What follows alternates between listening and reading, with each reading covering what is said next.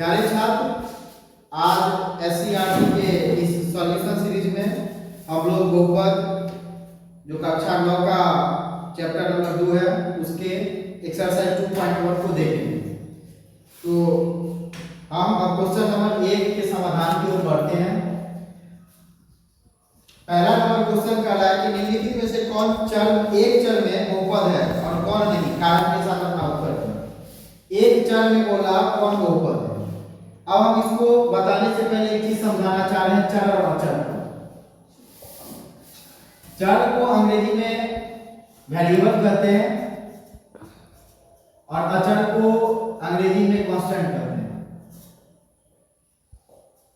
Variable कहने का मतलब जिसका मान बदल दे, जिसका मान नियत नहीं हो, फिक्स नहीं हो, जैसे ABCD XYZ etc, यानी अंग्रेजी अल्फाबेट के सभी वर्ड्स वेरिएबल हैं क्योंकि उसका मान फिक्स नहीं है।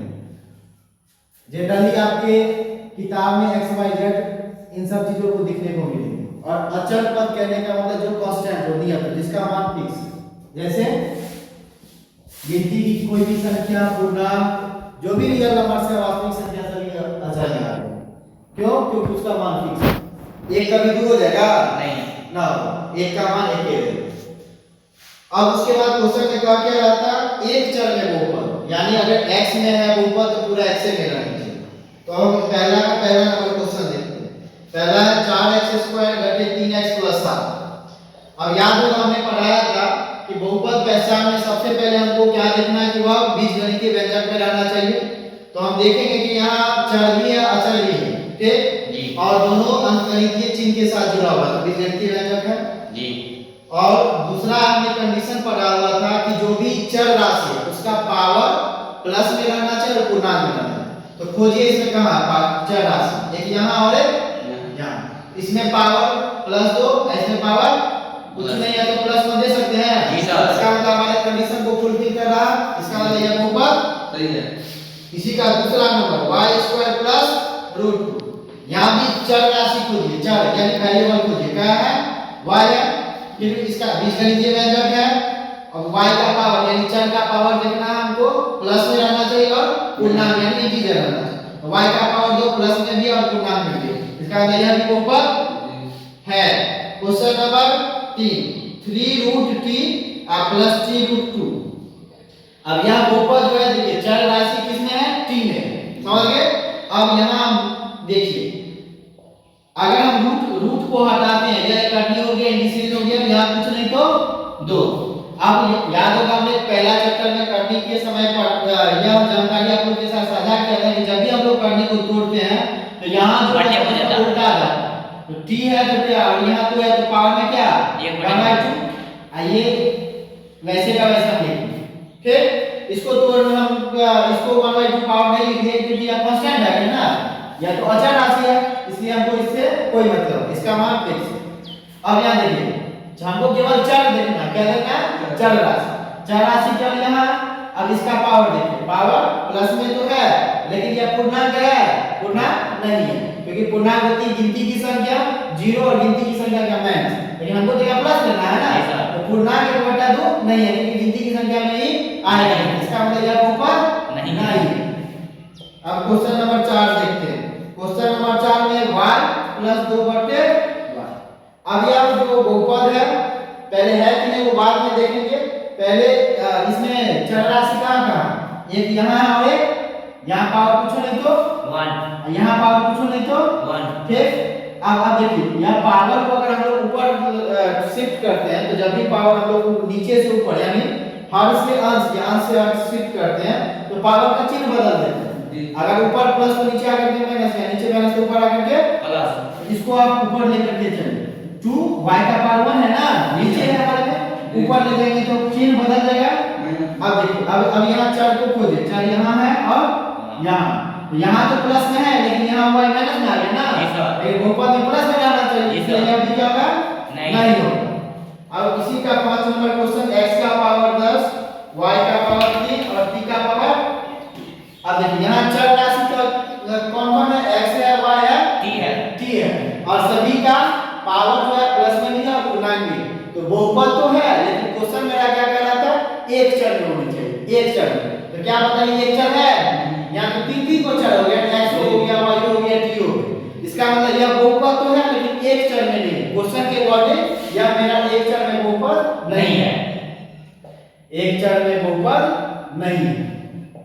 समझ गए क्वेश्चन नंबर 1। अब हम लोग क्वेश्चन नंबर 2 पे बढ़ते हैं। को बोलिए। हाँ हो चुका। अब क्वेश्चन नंबर 2 देखेंगे। क्वेश्चन नंबर 2 में क्या करना है, x स्क्वायर का गुणांक लिखना, कोएफिशिएंट लिखना। क्वेश्चन 2 का पहला नंबर 2 + x स्क्वायर + x। अब देखिए तो x स्क्वायर कुछ से गुना हो रहा है, नहीं हो रहा, तो एक को किसी भी नंबर से गुणा करेंगे तो वही रहेगा। इसका मतलब x स्क्वायर का गुणांक कितना है, x स्क्वायर का गुणांक +1। Question number 2 2 - x square + x cube. अब यहां पूछो नहीं तो 1 गुना के रूप में दे सकते हैं, क्योंकि 1 को किसी भी चीज से गुणा करेंगे तो वही नंबर रहेगा। अब यहां x स्क्वायर का गुणांक कितना हो रहा है, -1। x स्क्वायर का गुणांक कितना हो रहा है, -1। अब तीसरा number question π/2x square + x। अब यहां देखिए x स्क्वायर का गुणा क्या हो रहा है, π/2। चौथा नंबर क्वेश्चन √2x - 1। अब देखिए तो इसमें x स्क्वायर है, जब x स्क्वायर नहीं ना है, x का टर्म है, x स्क्वायर का टर्म नहीं है। जब x स्क्वायर है ही नहीं तो x स्क्वायर का गुणा कितना, x स्क्वायर का गुणा कितना, 0। जब टर्म ही नहीं है तो उसका गुणा कितना, 0। क्वेश्चन नंबर 2 समझ में आया।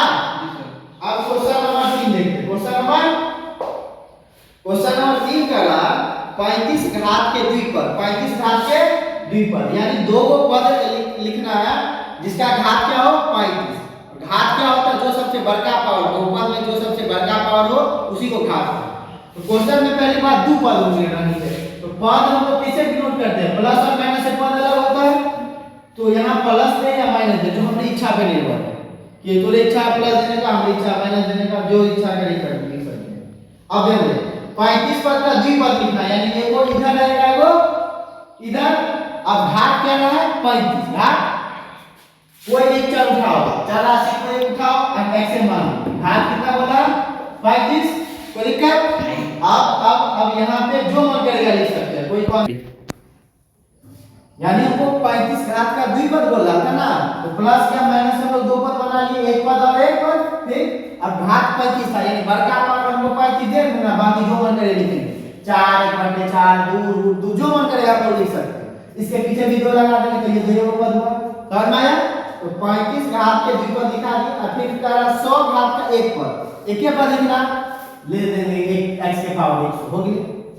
इसका घात कितना, 100 और एक ही पद है ना, यहां पर करेगा तो 2 गुना के रूप में लिख सकते हैं, भाग के रूप में लिख सकते हैं, क्योंकि भाग या गुना के रूप में वह पद अलग-अलग नहीं होगा, केवल प्लस और माइनस से पद शिफ्ट होगा अलग-अलग। अब क्वेश्चन नंबर 4 ध्यान दें। क्वेश्चन नंबर 4 का प्रत्येक बहुपद का घात लिखिए। और अभी हमने बताया घात क्या होता है, बहुपद में बड़का पावर। घात मतलब जो सबसे बड़का पावर होगा चर का, वही उसकी घात होगी।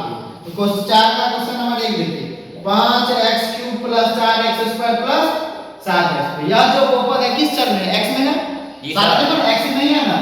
अब x का पावर देखो, यहाँ 3 है, यहाँ 2 है, यहाँ 1 है, तो सबसे बड़का पावर क्या हुआ इसमें, 3 2 में सबसे बड़का पावर 1 जी, हमारे 3 5 1 3 2 1 में बड़का पावर का 3 तो इसका घात कितना हो गया, घात 3। बड़का पावर क्या होगा, घात 3। दूसरा नंबर 4 - y²। अब देखो यह जो बहुपद है वो y चर में है, इसमें देखे हुए है ना, घात इसकी क्या हो गई 2। बड़का एक के हुए में ना, घात कितना 2। Question number 3 5t - √7। अब देखो यह जो बहुपद है किस चर में है, t में है, पावर पूछो नहीं तो 1। इसकी घात क्या, एक है ना, घात 1। Question number 4 3। अब यह समझने वाली बात है, यह समझने वाली। अब यहाँ पे ध्यान दो, क्या इसमें आपको पेज चर दिख रहा है, xyz पेन दिख रहा है, वो बड़ी मार मारने के लिए एक बार जी सर एक बार नहीं सर, कहीं यहाँ x दिख रहा है, xyz पूछो तो चर हमको यहाँ नहीं है, तो जब हेबे नहीं है तो इसका घात क्या होगा 0। इसको हम ऐसे भी समझ सकते हैं, देखो 3 को लिख सकते हैं, 3 × 1 लिख सकते हैं ना, 3 × 1 लिख सकते हैं। अब इसके पिछले चैप्टर में हमने पढ़ा था, एक को हम किसी भी चर का पावर 0 लिख देंगे, x का पावर 0 कितना याद है, इसके ठीक पहले वाले चैप्टर में पढ़े थे, चैप्टर नंबर 1 कक्षा 9। किसी भी वास्तविक संख्या का पावर 0 उसका मान 1। अब देखो यहाँ मन करेगा x, ओकर मन करेगा y देने का, दे सकता, एकर मन करेगा a देने का, दे सकता, लेकिन कोई भी चर हो पावर क्या 0। इसका मतलब इसका घात कितना, इसका घात एक 0, इसका घात 0 इसका घात जी सर जी अगर पावर नहीं कुछ दिया रहे तो +1 मानना, और जब वो चर राशि है ही नहीं तो उसका घात कितना 0। समझ में आया? अब इसका लास्ट क्वेश्चन क्वेश्चन नंबर 5 ध्यान देंगे। कल आप बताइए कि वो कौन बहुपद रैखिक है, कौन द्विघात, कौन त्रिघात। अब हमने पढ़ाया ये क्लास में पढ़ाया था कि बहुपद को घात के आधार पर कई प्रकार से बांटा गया, यानी अगर घात 1 हो तो रैखिक बहुपद, घात 2 हो तो द्विघात, घात 3 हो तो त्रिघात, और घात अभी हमने समझाया इसके ठीक पहले वाले सवाल में जो बड़का पावर होता है वही उसकी घात होती है। अब ध्यान देंगे पहला नंबर क्वेश्चन 5 का पहला नंबर x² + x। अब देखिए जब किस चर में है, x चर में है, दोनों में x है। अब यहाँ पावर 2 है, यहाँ 1, तो बड़का पावर क्या हो गया 2 ना, तो इसका घात 2 और 2 घात वाले को क्या बोलेंगे द्विघात, 2 घात वाले को द्विघात। इसका मतलब यह जो बहुपद है हमारा वो कैसे होगा द्विघात। क्वेश्चन नंबर 2 x - x, यह भी x चर में है, पावर पूछो नहीं तो। अब यहाँ 1 है और 3 है, तो बड़का पावर क्या होगा 3, इसका हमेशा घात क्या 3, और 3 घात वाले बहुपद को क्या बोलेंगे त्रिघात, 3 घात वाले बहुपद को त्रिघात क्यों भी बोलेंगे। क्वेश्चन नंबर 3 y + y² + 4, कोई दिक्कत? अब देखो यहाँ चर को यहाँ और यहाँ पावर पूछो नहीं तो अब बड़का पावर खोजो, 1 और 2 में बड़का 2, यानी इसकी घात क्या घात 2, मतलब कैसा बहुपद द्विघात। द्विघात समझ आ रहा है?